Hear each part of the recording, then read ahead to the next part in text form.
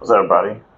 So, kind of got inspired to do this video from some guy that tried to convince me that basically um, all my rifles and all my gear that I've acquired should all be sold for either products made from Knights, Daniel Defense, LMT, or some kind of Geisley URGI, if I'm correct. Whatever it is, I don't care about his thoughts. He literally had nothing else to offer but trying to tell me what I should be doing with my money. But it did remind me that I did have something that specifically is considered military grade. So, and regardless of the ideas of it being made by Israel, you could come to your own conclusions on that. But specifically, this is just talking about the red dot sight over here and the 3x magnifier, which I have not touched on in the past for one reason or another. And that's probably due to my CMMG rifle coming equipped with the red dot sight itself at the time. It was literally one of the few rifles that I found that actually had a red dot combo with it. And that being said, I went ahead and added the magnifier with it eventually after just running the red dot for some time. And at least to date now, it's been 5 years, over 5 years that I've had it. And as you can see here, that it still is retaining power up to its lowest setting here, which is night vision. Not that I use that, but we just go up from there, and then the very top one is to turn it off. So it does exactly what a 2 MOA red dot does. Nothing too special in that regard. And you're probably not going to get the image once I put the magnifier on it, but literally just did that just for not necessarily capability, but capability. Let's be honest. It is nice to have. I should have just said it was for capability from the start, so don't even mind me. So I'm just cycling through here for you, and even on its lowest setting for the red dot, at least to the human eye, I can actually still see a very faint dot, which is like even really good at night.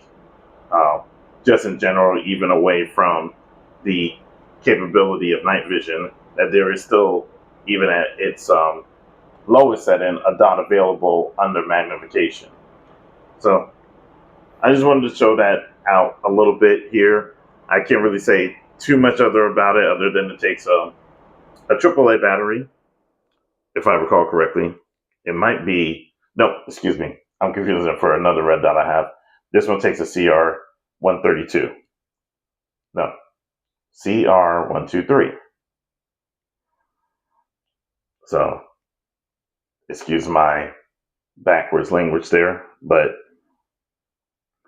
at least what I can say here is that there is a version 2 of it that does have a reticle, more of a 32, I believe.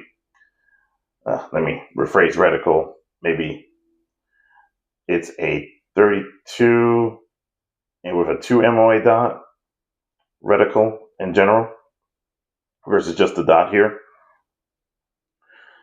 If I was looking to impress someone, sure, I'd probably convince myself to upgrade, but also not just simply on the fact that there is one thing that has bothered me since not from when I first got it, but I can't tell you exactly when it started happening, but there is a little bit of wiggle that happens here for it. If I had a vice grip or something more stable, but you can see there's a bit of wobble here by itself. Nothing that's ever thrown it off completely, but even the lockup here for its quick detachment, it's not, let's call it lackluster for lack of a better word here. But again, it still serves well. It's just not as tight as it used to be. God, please don't make any jokes about that. It could be really bad. Not that you'll find that particular demographic in my videos, but whew. All right. Anywho, but let's see how it gets back on together here. And just give me a moment to fit around with that, see if this works. So it does hold, but you know, it's just not quite the like super secure lockup that you want. But does it work? Yeah. Does it feel great?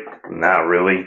But that may be something just due to age, or possibly just the way that its attachments work, or what, or just how can I put it? Not really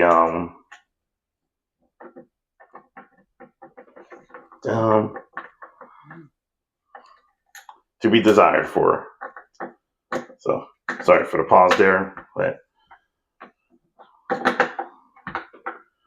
pretty sure this is where I had it. But it never feels quite as secure as it's the lockup that is for the magnifier itself, which always feels tight. So pretty sure this is where I was at here. And you see, still shiftable, but when it comes to the magnifier itself, pretty solid. So might just be due to the construction. Might have also been a good reason for it to go to a version 2 for that. Could I convince myself to try to convince someone, or no, could I convince myself to try to impress someone else that I should get an aimpoint RDS or something? Sure, but I'm not on duty. So I would pretty much get the same functionality out of a Swamp Fox Liberator 2 at this point, which is roughly a fifth of the price.